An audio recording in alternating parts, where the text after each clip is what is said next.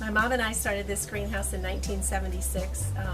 She had seen an advertisement for a greenhouse structure in Alabama, so we hopped in the car and took off and went to Huntsville, Alabama, and they had it loaded in a U-Haul, and we drove back with it, and that was in August of 1976.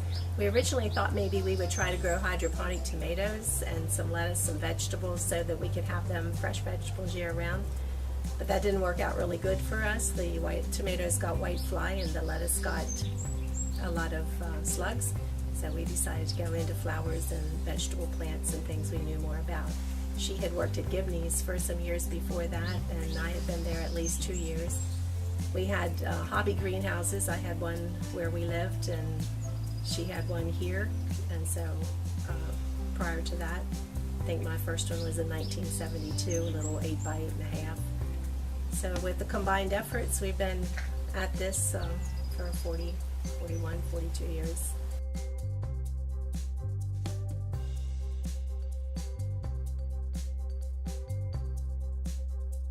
Springtime is a really busy time at the greenhouse, trying to get plants ready for everybody at the right time. Actually, spring in a greenhouse usually starts in January, when the little tiny pansy plants start coming in, and we transplant them into market packs or planters that look cute for people. Then in February, the plants that are patented with royalty fees start coming in. The supertunias and calabrico and things we make the hanging baskets with, so those get started in February. And it keeps on coming right up until March and April, when you need to get the vegetable plants, tomatoes and peppers, all the hundreds of dozens of those ready for people to plant out in their gardens in May and June.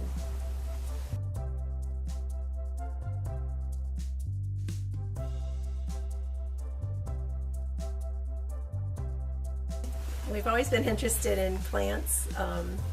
I started collecting plants, cactus when I was 12 and geraniums when I was 15. So when Mom started to lose her memory and eventually couldn't help anymore, it was just kind of a no-brainer to just keep on doing what I like to do. It's a lot of work, long days, short nights, but it's what I enjoy doing.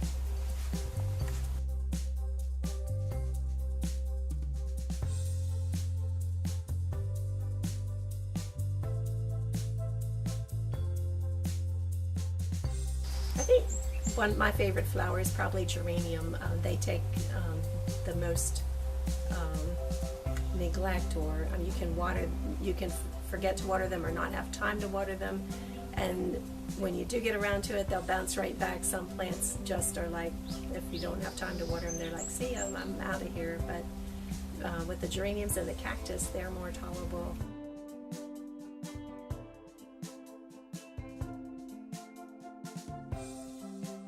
Here at H&M Greenhouse, we are big on variety, not so big on quantity.